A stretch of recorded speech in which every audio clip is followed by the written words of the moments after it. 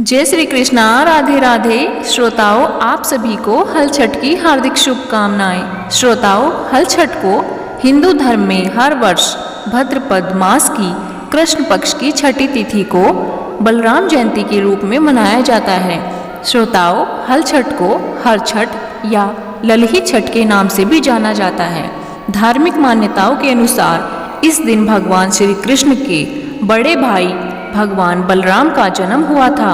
हर छठ का व्रत पुत्रों की दीर्घ आयु और उनकी संपन्नता के लिए पुत्रवती महिलाएं करती हैं। हल छठ की पौराणिक व्रत कथा। प्राचीन काल में एक ग्वालिन थी। उसका प्रसव काल अत्यंत निकट था। एक ओर वह प्रसव से व्याकुल थी तो दूसरी ओर उसका मन गोरस दूध दही बेचने में लगा हुआ था।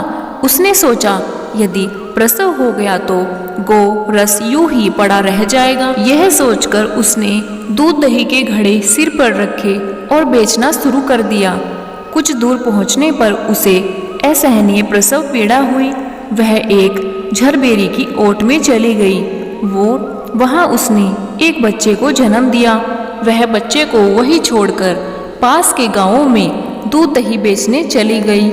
संयोग से उस दिन हल छठी थी। गाय भैंस के मिश्रित दूध को केवल भैंस का दूध बताकर उसने सीधे साधे गांव वालों में बेच दिया। उधर जिस झरबेरी के नीचे उसने बच्चे को छोड़ा था, उसके समीप ही खेत में एक किसान हल जोत रहा था। अचानक उसके बैल भड़क उठे और हल का फल शरीर में घुसने से वह बालक मर गया। इस घटना से किसान बहुत दुखी हुआ। फिर भी उसने हिम्मत और धैर्य से काम लिया।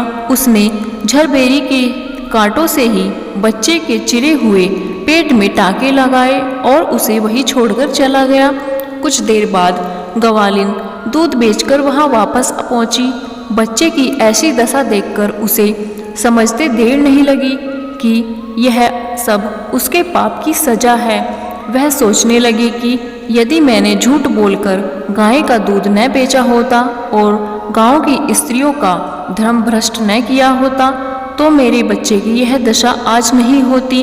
अतः मुझे लौटकर सब बातें गांव वालों को बताकर पश्चाताप करना चाहिए। ऐसा निश्चय कर वह उस गांव में पहुंची जहां उसने दूध दही बेचा था।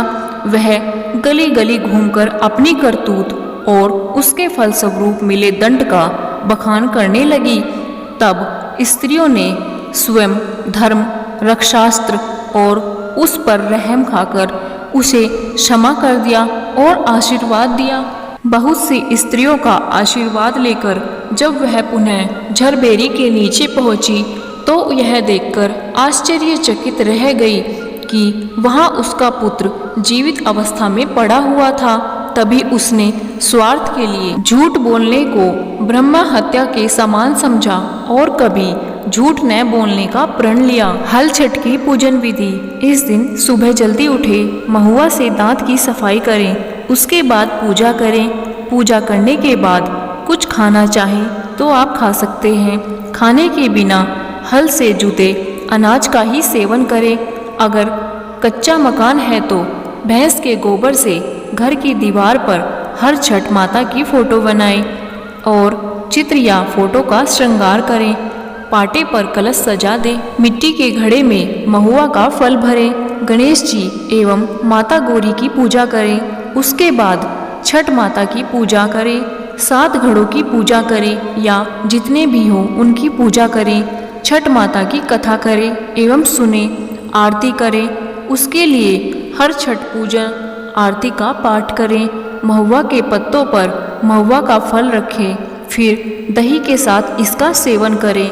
इस तरह से हर छठ पूजा संपूर्ण हो जाती है। जय श्री कृष्णा, राधे राधे।